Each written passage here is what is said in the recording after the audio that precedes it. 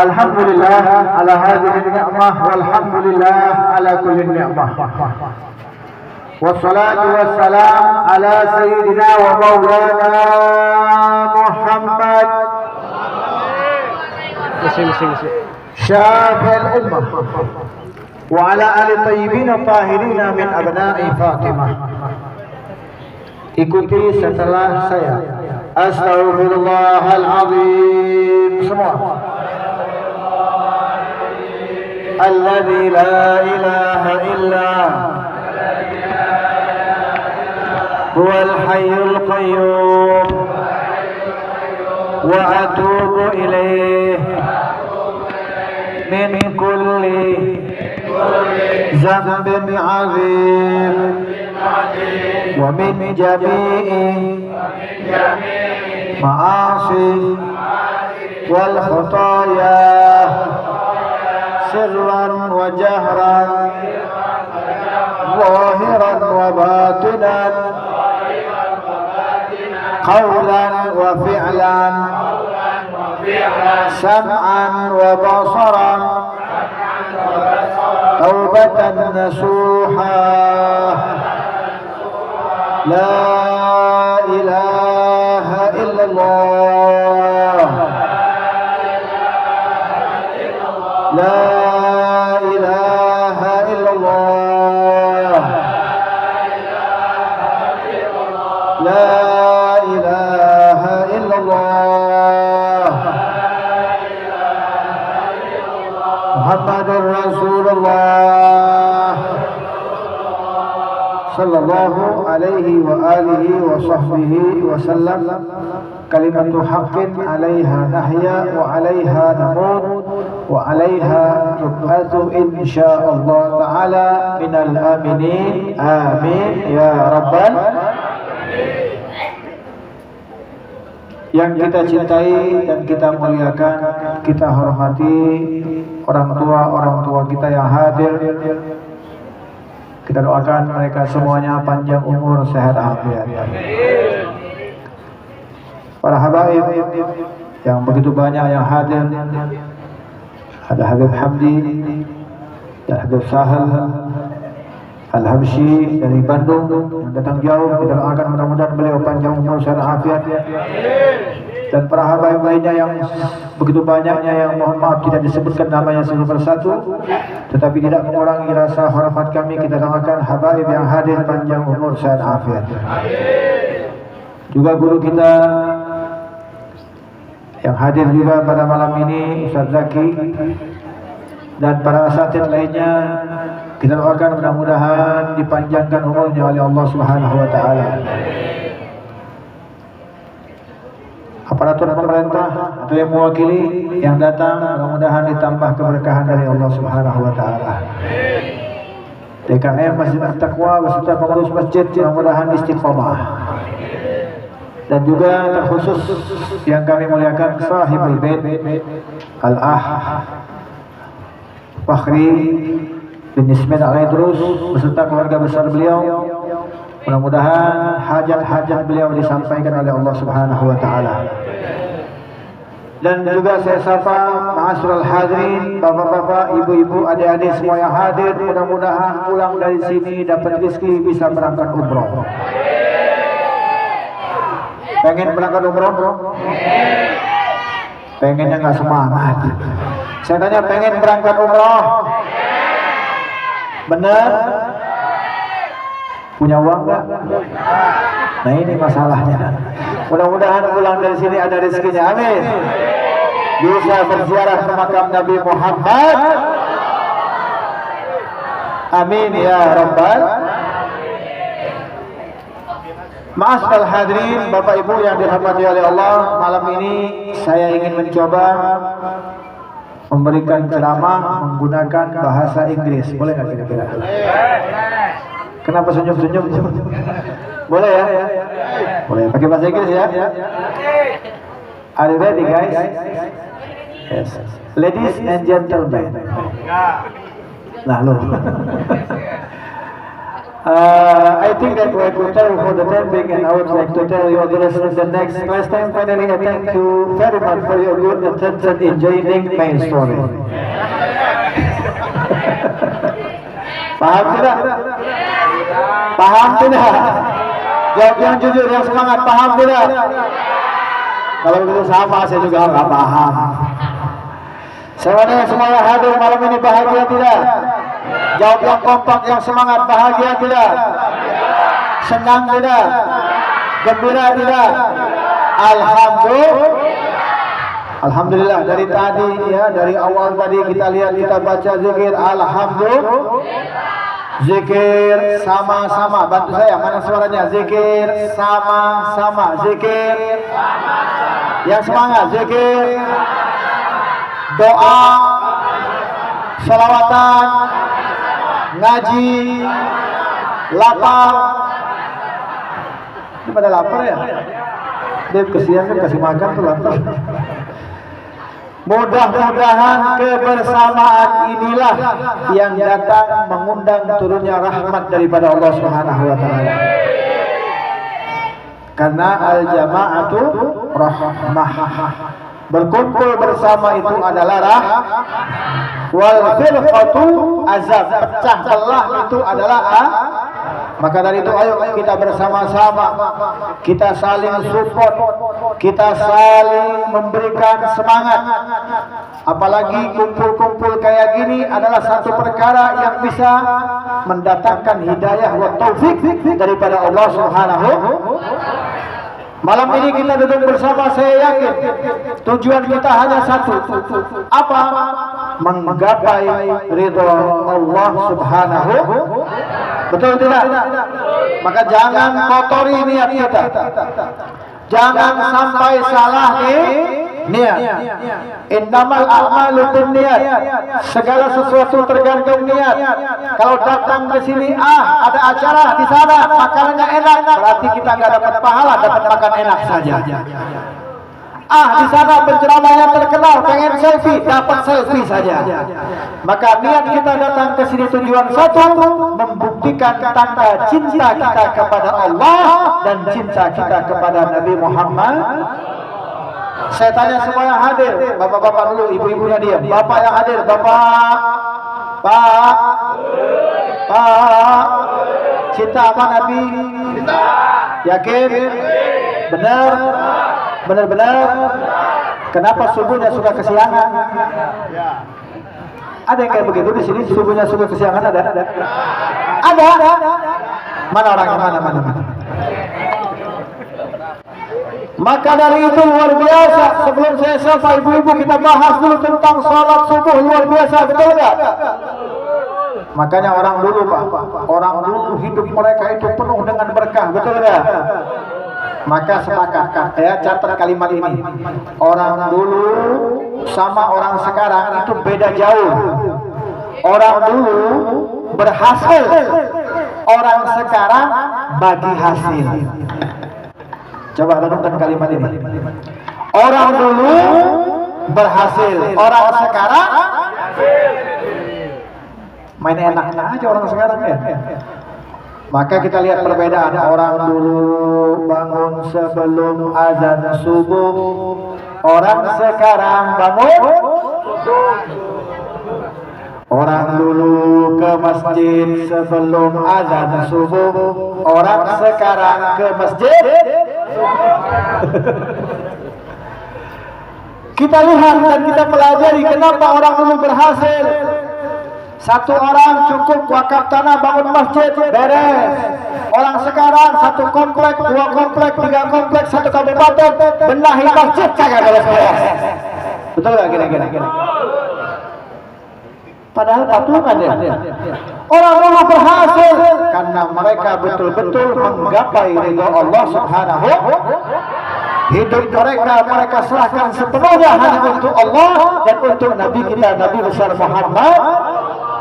Maka kecintaan mereka bukan cinta palsu, tapi betul-betul cinta kepada Allah dan cinta kepada Nabi Muhammad sallallahu alaihi. Sekarang kita tanya ibu-ibu, ibu,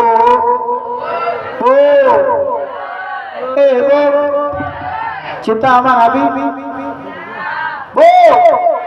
Cinta sama Nabi? Jawab yang semangat, yang kompak. Cinta sama Nabi?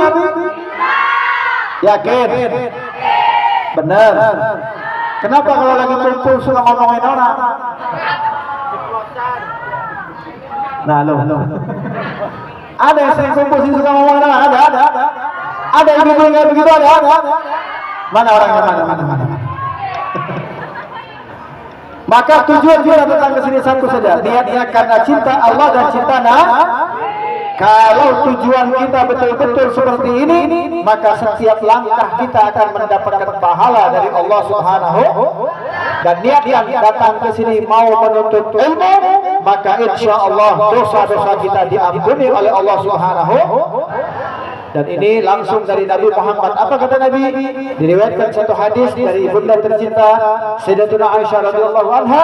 Kata Nabi, "Manin taqala liyata'allamal ilma ghufira lahu qabla ayyahwa." Siapa orang yang berpindah tempat dari rumahnya menuju ke satu tempat tujuannya untuk menuntut ilmu, sebelum kakinya melangkah dari depan pintu rumahnya, dosa-dosanya diampuni oleh Allah Subhanahu wa taala. Amin. Mudah-mudahan orang kayak kita ini yang boleh dibilang banyak dosa, betul nggak? Betul nggak, Pak? Bapak Ibu yang hadir, kalau saya tanya banyak dosa banyak pahala? Jawab yang jujur, banyak dosa banyak pahala. Banyakan baca Quran atau banyakan baca HP? Banyakan baca hadis atau banyakan ngintip status WA orang? Banyakan pegang kitab Quran atau banyakan pegang HP? Udah tahu jawabannya ya. Artinya kalau hidup kayak kita ini lebih banyak melakukan kesalahan, maka hati-hati. Kita tidak tahu umur, maka sebelum kita meninggal dunia, wajib dosa-dosa kita diampuni oleh Allah Subhanahu. Gimana caranya agar dosa diampuni oleh Allah? Yang pertama, bertobat kepada Allah. Alhamdulillah kita masuk di bulan Rajab, bulan istighfar, bulan istighfar, bulan yang baik untuk orang pendosa seperti kita. Meminta ampun kepada Allah, insya Allah sebesar apapun dosa kita, kalau betul-betul kita bertobat kepada Allah, pasti akan diampuni oleh Allah Subhanahu. Dan juga dikasihkan solusi oleh Nabi, yaitu selalu menghadiri majlis-majlis ilmu, apalagi majlis-majlis seperti ini. Insya Allah langkah-langkah kita dapat pahala, pulang dari sini dosa kita diampuni oleh Allah Subhanahu wa taala. Amin ya rabbal. Bapak Ibu yang dirahmati oleh Allah Subhanahu wa taala, kita sudah masuk di bulan Rajab, bulan yang sangat indah, bulan yang sangat berkah, bulan yang di awalnya masuk dalam kategori hadis Nabi, doa diijabah oleh Allah Subhanahu wa taala. Ada satu malam masuk awal Rajab, itu doa diijabah oleh Allah khusus. Dan ini adalah bulan khusus.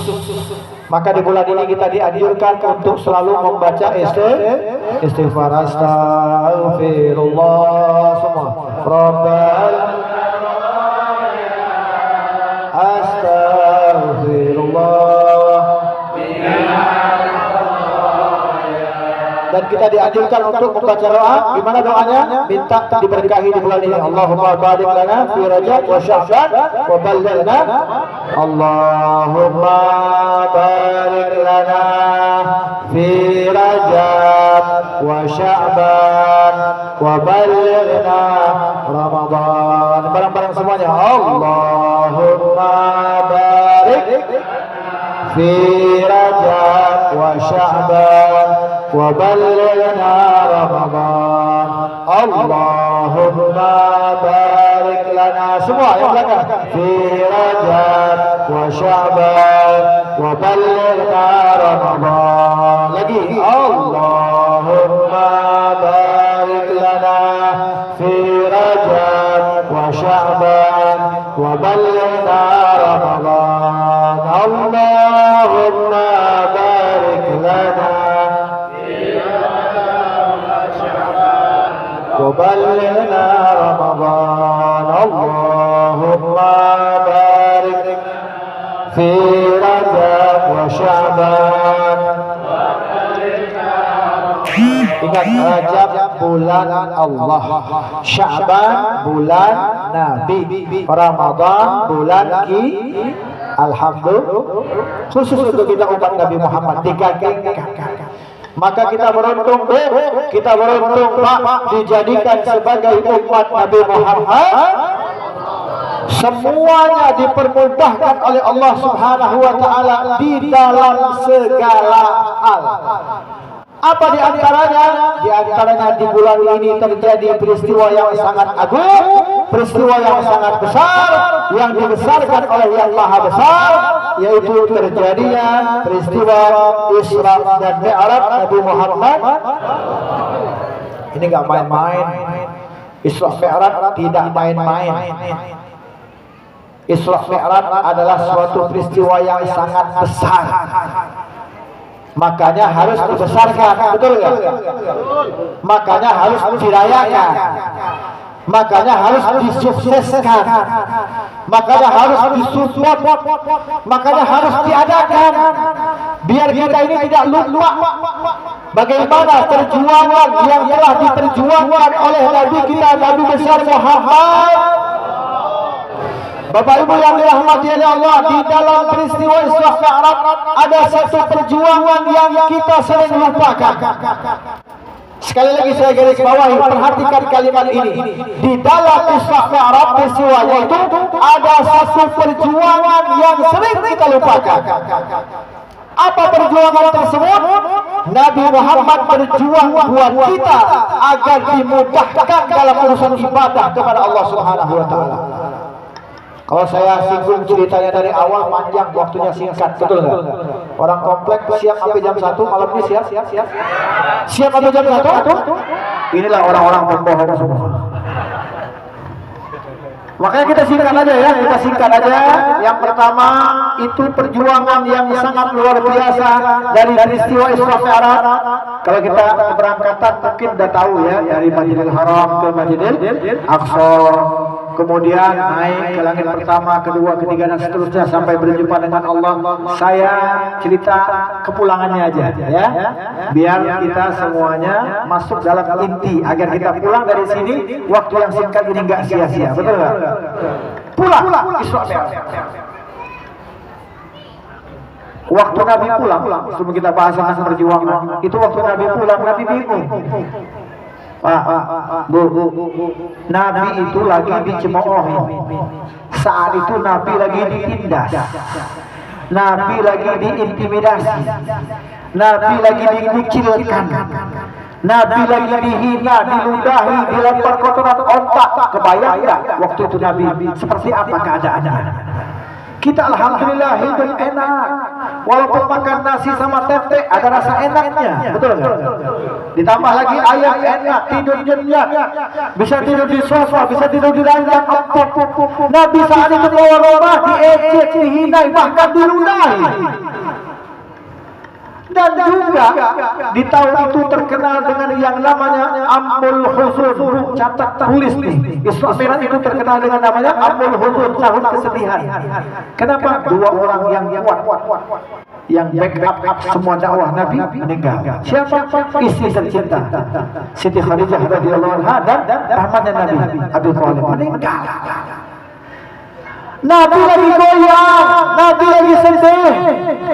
Masya Allah, Nabi dalam kondisi sedih, dua orang terdekat wafat yang support dakwah beliau dihina, dicaci maki, diintimidasi. Masya Allah, bagaimana keadaan Nabi di saat itu? Maka Isra Mi'raj terkenal dengan perjuangan yang sungguh hebat yang dilewati oleh Nabi Muhammad sallallahu alaihi wasallam. Makanya Nabi waktu sedih, Allah nggak mau lihat Nabi sedih. Maka dalam riwayat terjadi peristiwa Isra Mi'raj itu untuk menyenangkan hati Nabi Muhammad sallallahu alaihi. Tapi ada juga versi yang lain yang lebih menarik. Pak, Bu, ada versi lain yang lebih menarik tentang peristiwa Isra Mi'raj. Kenapa? Terjadi percakapan antara langit dengan bumi. Langit dengan bangganya mengatakan kepada bumi, "Hei bumi, kau lihat di langit siapa yang ada di langit? Yang ada di langit para malaikat-malaikat Allah yang selalu beribadah. Di langit ada para rasul, para anbiya, para aulia, semua orang-orang baik berkumpul di langit. Sementara di bumi itu fasad, banyak orang maksiat, banyak orang lalai."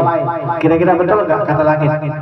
Saya mau nanya, di bumi banyakkan orang ibadah apa banyakkan orang lupa sama Allah? Ayo jawab. Habis maghrib banyakkan baca Quran atau banyakkan nonton TV? Udah tahu jawabannya ya? Yang jelas intinya begini, langit bangga, bumi dalam kondisi diejek terus sama langit. Bumi kau basah rusak, bahkan mal'un. Dunia ini mal'un ma fiha.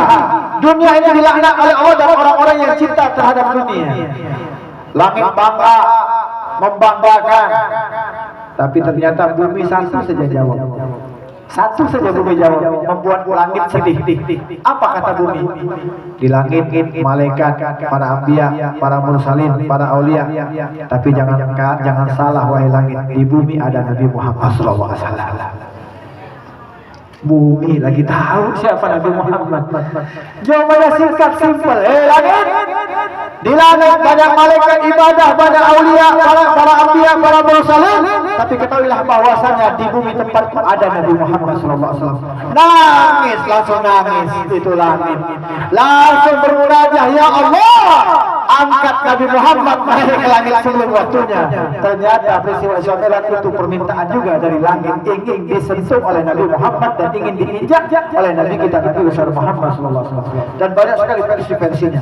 Dan di sini Allah ingin menunjukkan bahwasanya tidak ada yang bisa mencapai maqam kedudukan yang tinggi selain Nabi kita Nabi besar Muhammad. Bahkan malaikat Jibril sekalipun tidak bisa melewati batas tersebut. Ketika terakhir itu Nabi hendak berjumpa dengan Allah, malaikat Jibril mengatakan, tugas saya sampai di sini. Ya. Loh, kata Nabi Muhammad, ya Jibril, di dunia kau temani saya. Ya. Langit pertama, kedua, ketiga, saat-saat menegangkan seperti ini kau tinggalkan aku sendiri. Sungguh tega engkau ya Jibril, kata Nabi. Apa jawaban malaikat Jibril? Perhatikan jawaban malaikat Jibril. Ya Muhammad, ya Rasulullah, bukan begitu maksudnya. Tidak ada satu makhluk hamba Allah yang mampu melewati itu. Karena di bawah arsy ada nur, kata malaikat Jibril. Andai kata aku melewatinya, maka aku akan hancur. Kebayang ya, malaikat Jibril tercipta dari cahaya tidak mampu melewati itu. Hanya satu hamba Allah yang bisa melewati, yaitu Nabi kita, Nabi besar Muhammad. Jadi banyak sekali ya, banyak sekali keindahan dari cerita Isra Mi'raj. Bahkan saya tambahkan satu lagi, kendaraan yang digunakan oleh Nabi, apa itu namanya? Buruk. Buruknya juga pilihan. Jadi buruk itu di tempat parkir, ya, nggak terhitung jumlahnya banyak. Dari berapa ratus juta mungkin buruk yang ada. Ketika malaikat Jibril hendak menjemput satu buruk untuk menjemput Nabi, itu ada satu buruk lagi galau. Ibu, lagi galau nggak? Banyak masalah. Pengen masalah selesai? Mau mati. Selama kita hidup pasti punya masalah. Nggak taunya buruk aja punya masalah. Padahal buruk itu kendaraan. Sehingga malaikat Jibril lihat satu buruk lagi galau, lagi belok sana belok sini kayak orang lagi bingung. Ditanya, hei buruk, ada apa kau? Aku lagi bingung. Dari pertama kali aku dicipta sampai saat ini aku lagi bingung. Bingung kenapa? Kata buruk, aku gak mau dinaikin oleh siapapun kecuali yang naikin aku adalah Nabi Muhammad SAW. Masya Allah, buruk udah punya cinta. Dari pertama dicipta udah punya rindu. Nah, kata malaikat, kebetulan aku diperintahkan oleh Allah untuk jemput engkau. Ayo kita jemput Nabi Muhammad. Masya Allah, orang yang rindu kepada Nabi pas jumpa biasanya agak malu-malu nggak kira-kira? Malu-malu kayak percaya nggak percaya. Ini kejadian buruk saja yang cinta sama Nabi Muhammad, kenal sama Nabi Muhammad, hidupnya nggak tenang. Kecuali apa? Kecuali dinaiki oleh Nabi Muhammad Sallallahu Alaihi Wasallam. Nah, saya cerita kepulangannya saja. Ketika Nabi pulang, Nabi dalam kondisi pahit susah. Ya. Omongan Nabi tidak pernah didengar oleh orang-orang Mekah, bahkan dikucilkan, dihina. Maka besoknya Nabi duduk di depan Ka'bah. Dulu di depan Ka'bah itu ada tempat duduk ya, masing-masing kaumnya.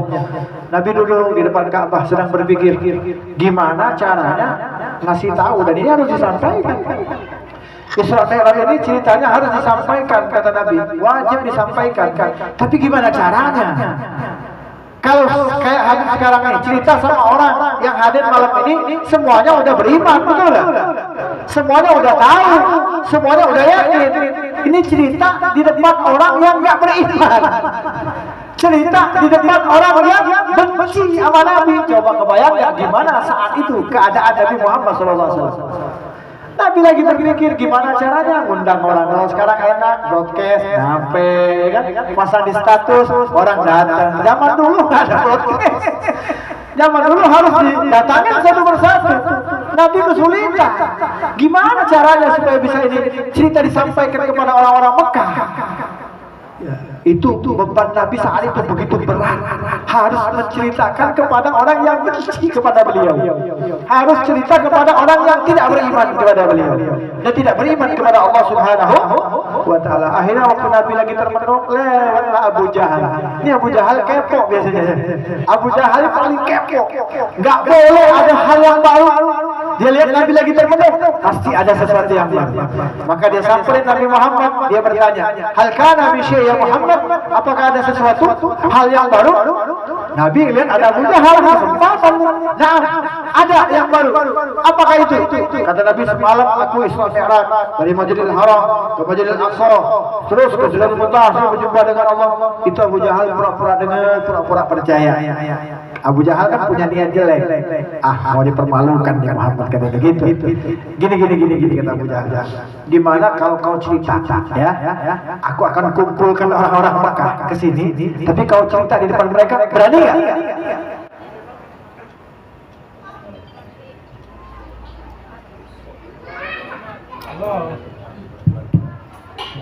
Sudah.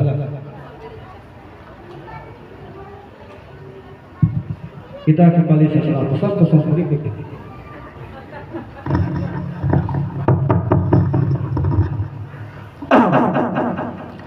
Sampai di mana tadi? Jahal. Abu Jahal. Ini Abu Jahal punya niat jahat. Gimana kalau kau cerita seperti aku nih di depan orang-orang Mekah? Mau nggak? Kan Nabi kan punya tujuan untuk menceritakan kepada orang-orang Mekah. Kesulitan untuk ngumpulin orang. Ternyata Abu Jahal punya niat baik. Nggak taunya Abu Jahal memang begitu ya. Dia benci sama Nabi, dia datangin orang. Alhamdulillah Muhammad. Datang. Didatangin satu persatu orang Mekah. Ada cerita baru. Jadi Nabi Muhammad gak payah lagi tuh ngundangin orang. Ternyata yang undang siapa? Abu Jahal. Sampai semua orang Mekah berkumpul dalam satu tempat. Maka disitulah Nabi bercerita. Pas Nabi cerita, ada yang geleng-geleng kepala. Ya orang nggak percaya, dari Masjidil Haram ke Masjidil Aqsa satu malam selesai. Mana mungkin ya? Zaman dulu, kalau zaman sekarang bisa terjadi. Ada super jet, betul nggak? Ada pesawat. Zaman dulu 1 bulan Pak berjalan kaki dari Mekah ke Masjidil Aqsa, dari Masjidil Haram ke Masjidil Aqsa itu perjalanan 1 bulan, baru nyampe. Pergi 1 bulan, pulang 1 bulan. Ini terjadi hanya 1 malam.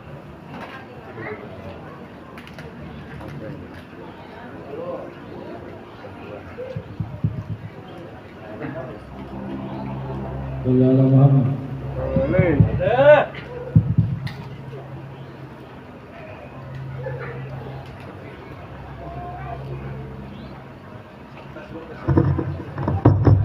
Bismillah.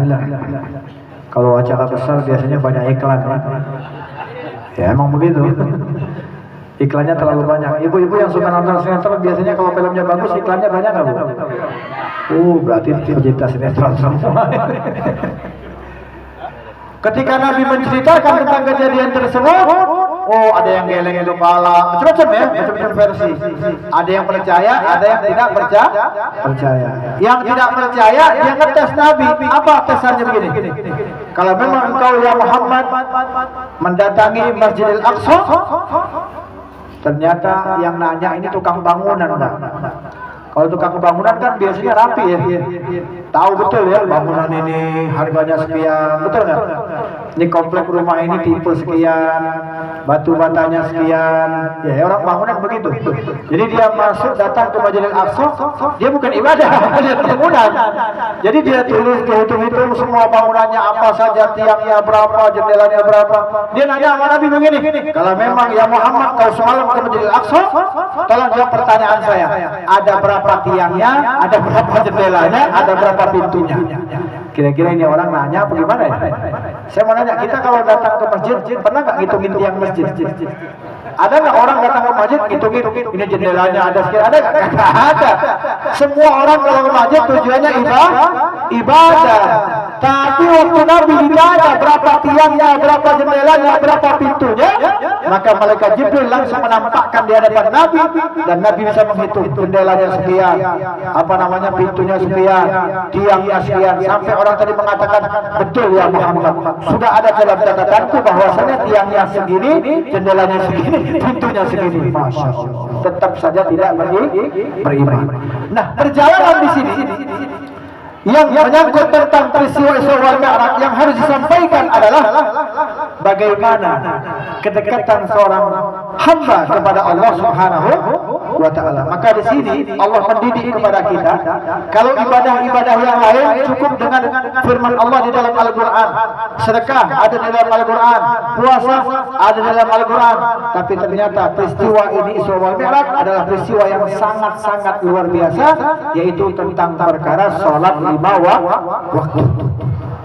Maka malam ini akan saya bahas satu perjuangan yang sering dilupakan, perjuangan yang sangat-sangat indah yang telah diperjuangkan oleh Nabi kita, Nabi besar Muhammad. Maka jangan lupakan Bapak Ibu yang dirahmati oleh Allah, di dalam peristiwa Isra Mi'raj ada satu perjuangan. Ketika Nabi berjumpa dengan Allah, Nabi mengucapkan salam, Allah menyampaikan salam, Nabi memandang zat Allah, dan ini adalah satu hal yang sangat indah yang tidak didapatkan oleh siapapun kecuali Nabi kita, Nabi besar Muhammad sallallahu alaihi wasallam. Maka dapatlah perintah salat 50. Awas jangan lupa, yang sering kita ingat salat 5 waktu saja. 50 waktu. Setelah dapat perintah tersebut, langsung diterima oleh Nabi Muhammad, langsung Nabi pula ditahan oleh Nabi Musa. Nabi Musa kepo ternyata. Nabi Musa pengen tahu apa sih yang didapatkan ketika Nabi berjumpa dengan Allah. Karena Nabi Musa pernah menginginkan perjumpaan dengan Allah tapi nggak sanggup. Nabi Musa itu kuat. Nabi Musa itu kuat. Saking kuatnya Nabi Musa, pernah dia memisahkan orang, itu orang terpental jatuh mati saking kuatnya Nabi Musa. Tapi satu hijab dibuka oleh Allah, pingsan. Baru dengar suara Allah, pingsan Nabi Musa. Makanya dia sadar diri, dia nggak sanggup berjumpa dengan Allah. Tapi cerdasnya Nabi Musa ketika Nabi setelah berjumpa dengan Allah, lebih dulu beliau berjumpa dengan Nabi. Tujuan apa? Untuk memandang wajah Nabi, karena wajah Nabi baru saja dipandang oleh Allah Subhanahu wa Ta'ala. Makanya para ulama sepakat Nabi Musa ingin ambil berkah. Contoh gini. Orang pulang haji wajahnya bersinar nggak? Bu, pulang haji atau pulang umroh wajahnya berubah nggak? Berubah, tapi 40 hari saja. Ada expired. Tidak. Yang laki-laki botak biasanya wajahnya enak dipandang kalau pulang haji, pulang umroh. Kenapa? Baru saja memandang kepada Ka'bah dan berziarah kepada Nabi. Kebayang ya, Nabi Muhammad berjumpa dengan Allah. Makanya Nabi Musa cerdas. Dia pandang wajah Nabi Muhammad karena dia tidak sanggup memandang zatnya Allah, karena dia tahu Nabi baru saja memandang kepada zatnya Allah Subhanahu wa Ta'ala. Kata Nabi Musa, apa yang kau dapatkan ya Muhammad? Aku dapatkan perintah salat 50 waktu. Cerita ini sering kita dengar, tapi tidak pernah kita maknai, tidak pernah kita masukkan dalam kehidupan kita. Coba bayangkan, ketika Nabi Musa mendengar Nabi mengatakan dapat perintah 50 waktu, apa kata Nabi Musa? Ya Muhammad, mintalah lagi sama Allah. Umatku pernah nyoba besar-besar, kuat-kuat. Umat Nabi Musa itu kuat-kuat, besar-besar, umurnya panjang-panjang. Ada yang 200 tahun, 300 tahun, 500 tahun. Makanya umat Nabi Musa tidak ada perbedaan orang tua, orang anak muda, tidak ada. 200 tahun jalan dipanggil ya gulam, wahai anak muda. Umat Nabi Muhammad 70 tahun jalan pakai tongkat dipanggil anak muda, marah gak gini-gini? Lagi jalan pakai tongkat, anak muda kurang ajar. Umat Nabi Musa tidak ada batasan umurnya. Ada yang 300 tahun, 400 tahun. Kata Nabi Musa, umatmu pernah nyoba, gak sanggup, apalagi umatmu kecil-kecil. Nabi Musa tahu keadaan kita. Makanya sayangnya Nabi Musa kasih ide, minta keringanan, kalau Allah yang minta pasti diberikan oleh Allah. Coba, mazhab tertinggi yang dimiliki oleh Nabi Muhammad, ada permintaan dari Nabi Musa yang levelnya di bawah Nabi saat itu. Tapi Nabi selalu mendengarkan ide dari siapapun. Inilah di antara akhlaknya Nabi Muhammad. Maka Nabi naik lagi. Tapi ingat, Nabi naik lagi bukan karena Nabi, bukan karena Nabi Musa. Nabi naik lagi minta keringanan. Kenapa? Karena Nabi cinta kepada kita umat Nabi Muhammad SAW. Itu di antara sayangnya Nabi Muhammad. Kalau Nabi nggak sayang sama kita, Nabi akan jawab kepada Nabi Musa, ya Musa, tidak, ini perintah Allah harus dilaksanakan. Salat 50 waktu, mampus kita semuanya. Betul nggak? 5 waktu aja, bolong-bolong, subuh ke siang, zuhur masih di jam, asar kena macet, maghrib masih dalam tol. Ini kita nih, 5 waktu aja masih nggak salat 5 waktu, apalagi 50 waktu. Itulah di antara sayang Nabi Muhammad. Kalau dia nggak sayang sama kita, dia akan jawab kepada Nabi Musa, tidak ya Musa, ini perintah Allah harus dilaksanakan. Karena kita, maka Nabi naik lagi berjuang, minta lagi sama Allah. Nggak langsung 5 dari 50 berkurang 40, berkurang 30, terus bolak-balik. Coba ngapain Nabi bolak-balik? Karena kalau Nabi Muhammad la yaqulu wa la yaf'alu illa ma'rufa. Nabi Muhammad kalau sholat, masya Allah, sujud jalan. Sampai pernah suatu hari Siti Aisyah bingung, beliau nunggu Nabi sujud lama banget. Jangan-jangan Nabi ini meninggal, kata Siti Aisyah.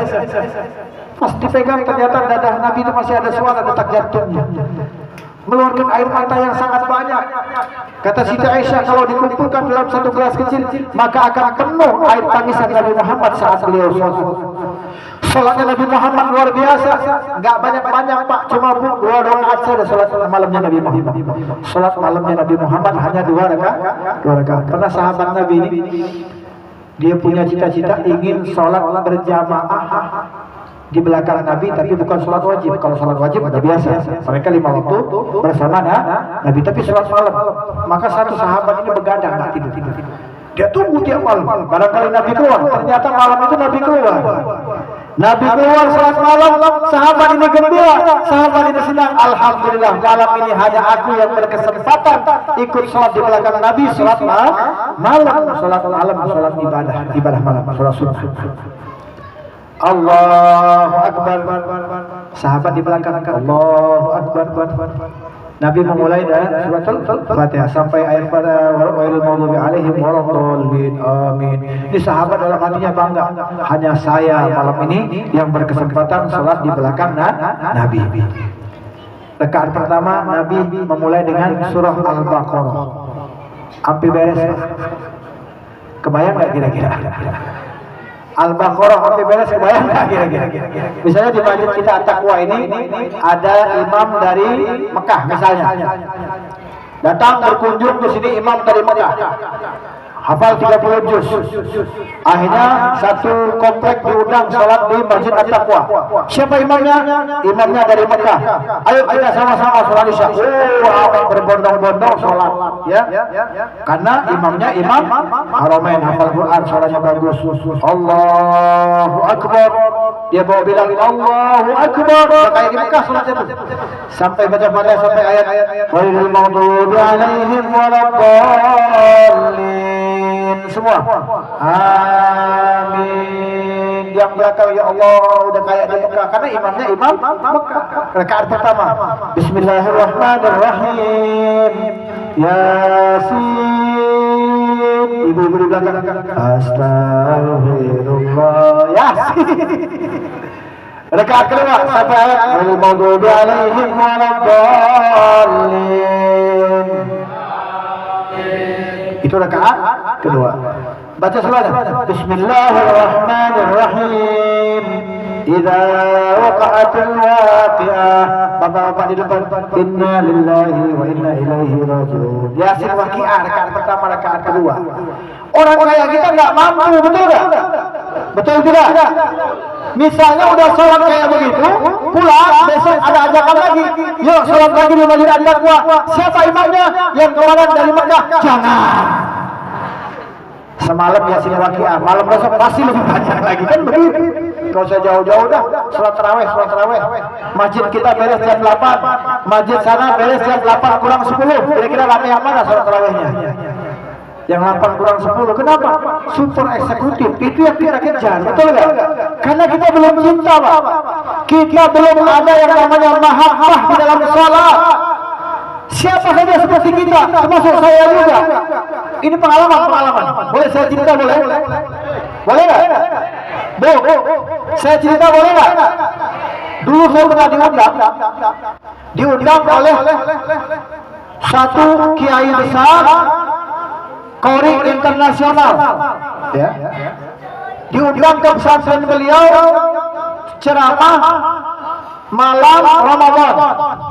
Jadi sholat tarawih berjamaah, tapi sebelum tarawih itu sholat berjamaah ada tausiahnya.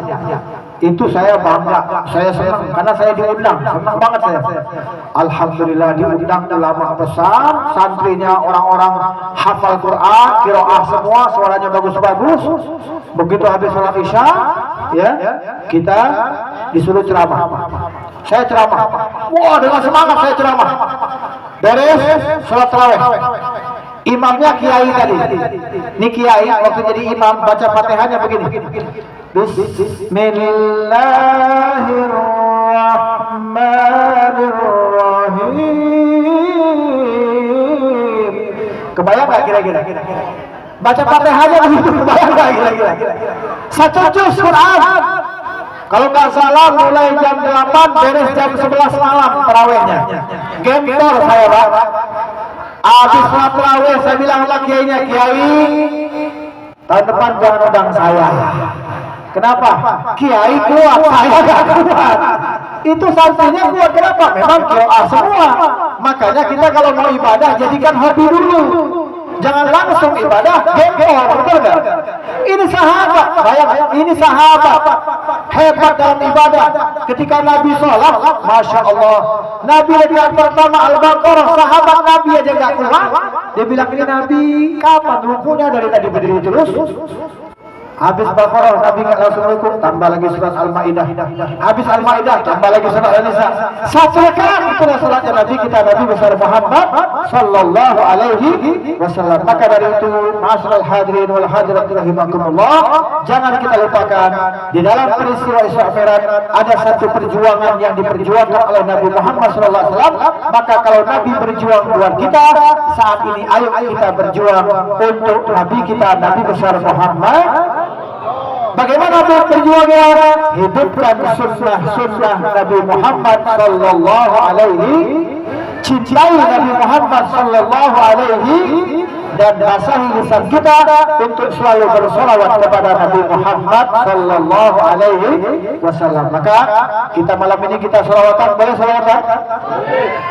Tapi boleh saya rekam? Biar masuk TikTok. Boleh ya?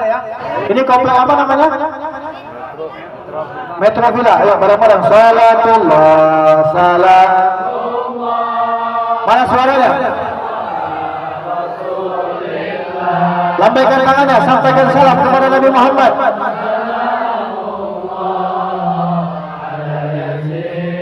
habibillah. Yang kompak semua. Salatullah.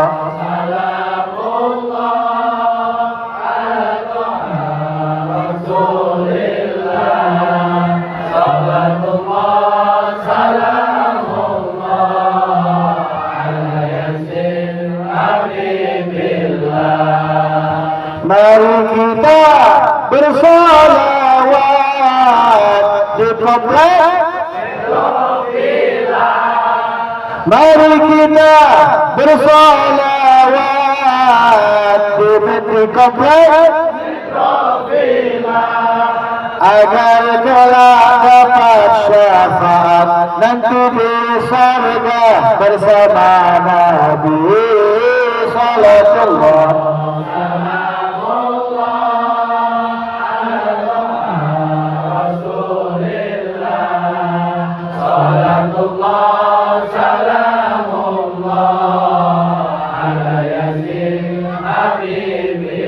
Mari kita bersolawat di komplek. Mari kita bersolawat di komplek agar kelak dapat syafaat nanti di surga bersama Nabi. Salatullah.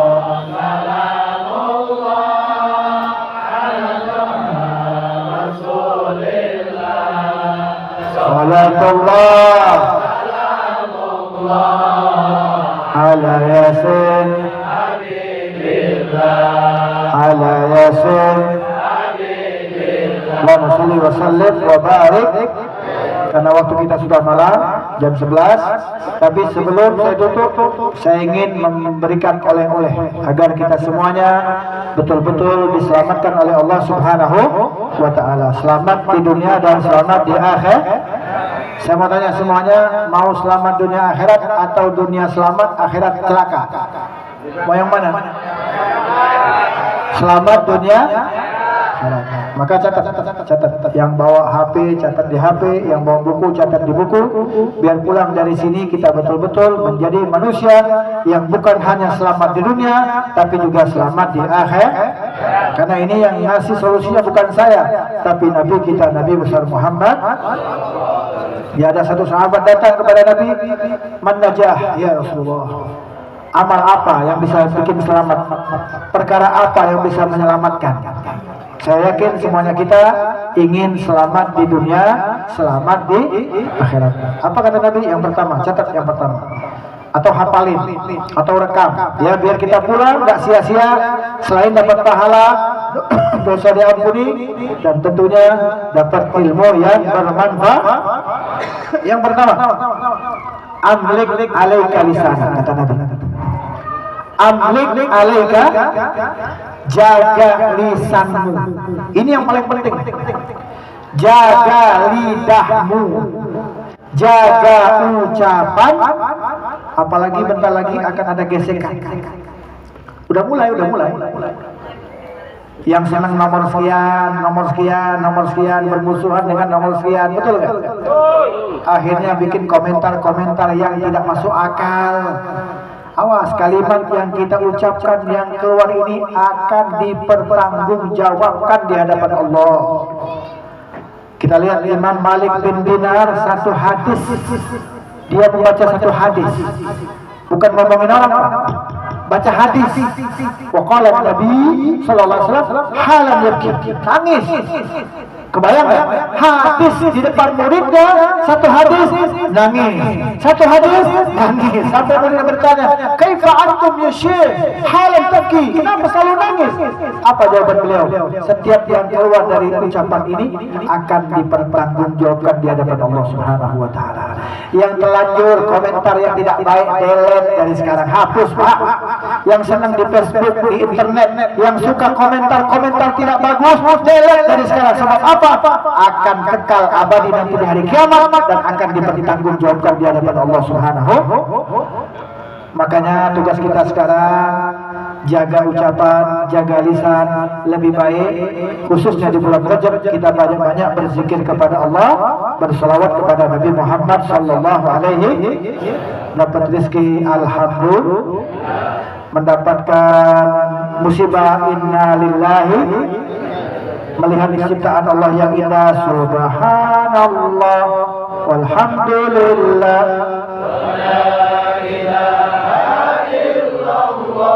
wallahu akbar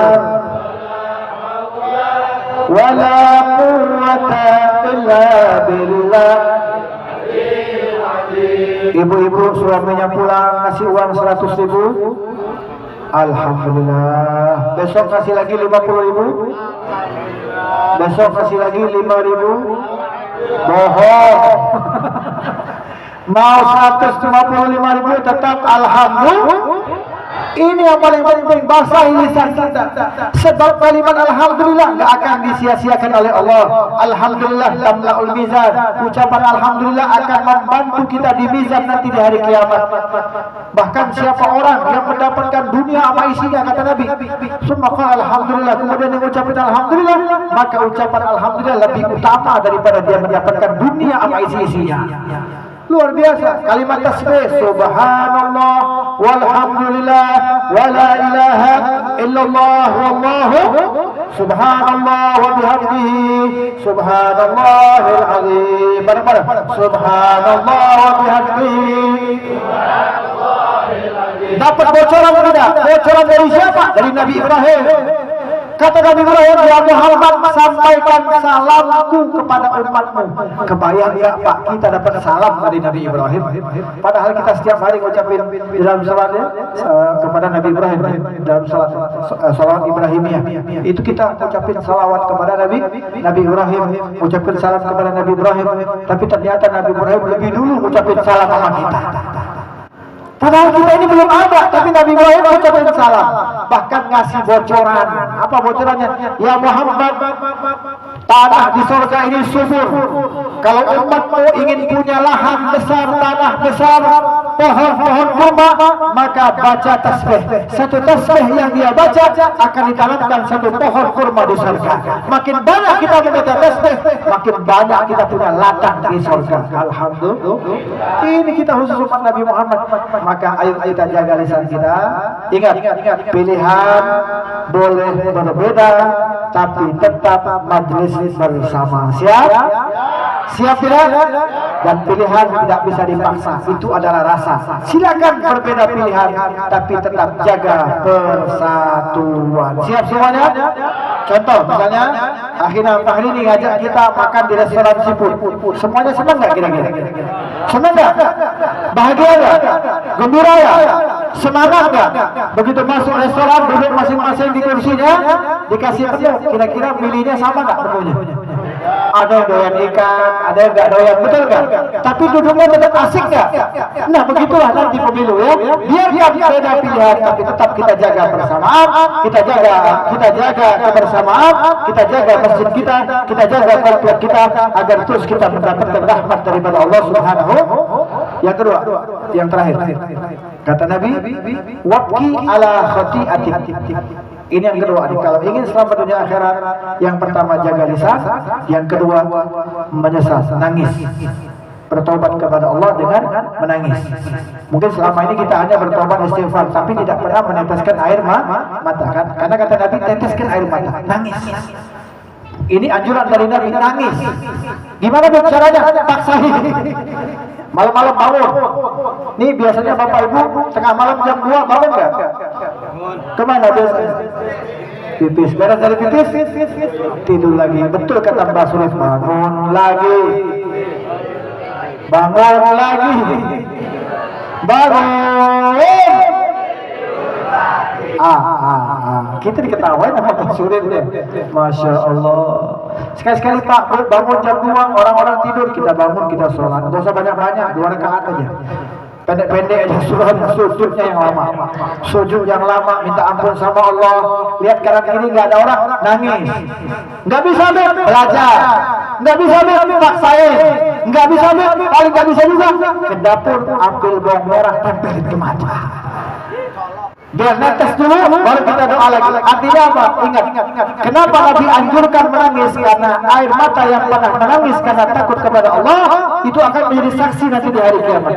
Orang yang pernah nangis dirinya karena takut kepada Allah, nanti di akhirat dia tidak akan nangis, di mana semua orang akan nangis menyesal atas perbuatan dosanya.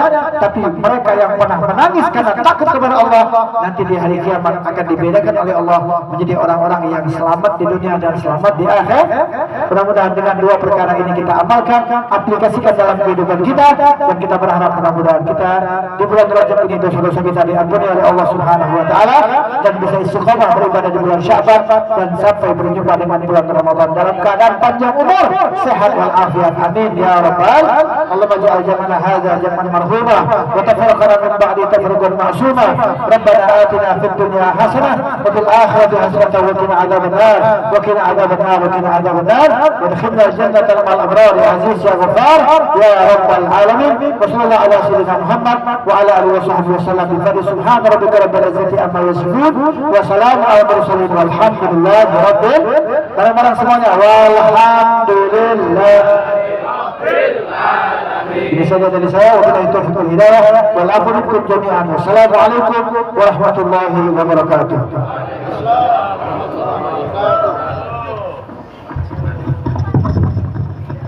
Hadirin para jamaah Masjid At-Taqwa dan juga masyarakat Metro Villa, demikian tadi tausiah dari Habib Hamid Naufal bin Alwi Al-Kaq. Mudah-mudahan apa yang beliau sampaikan kepada kita semuanya, Allah senantiasa memberikan ketabahan kepada kita, keistiqomahan, dan menambahkan keimanan kepada kita untuk selalu beribadah kepada Allah Subhanahu wa taala dan mengikuti teladan Nabi kita Nabi Muhammad sallallahu alaihi wasallam.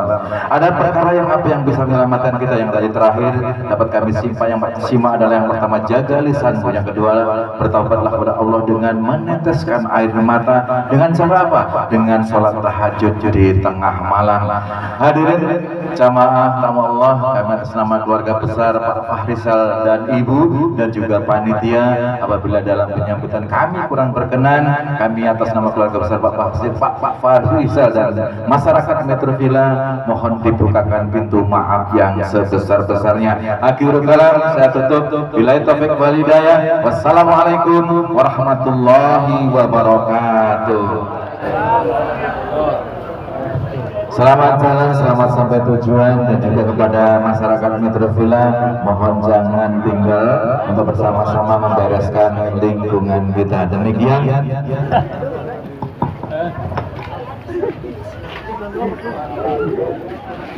Dan juga bagi Bapak Ibu yang belum makan malam, di sebelah sana ada prasmanan, silahkan makan malam terlebih dahulu karena masih banyak sekali Pak Fahrizal menyediakan untuk makan malamnya. Demikian.